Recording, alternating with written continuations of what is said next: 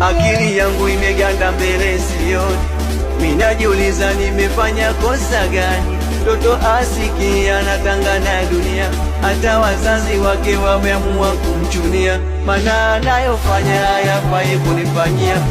Na kuomba ondoka, nenda kwenu nyumbani, naona umenichoka. Ugomvi wa kazi gani? Hautaki kupika, unashinda jirani. Matusi unanitukana zarani, naogopa kuzalilika. Huo ubaya haunipati mie,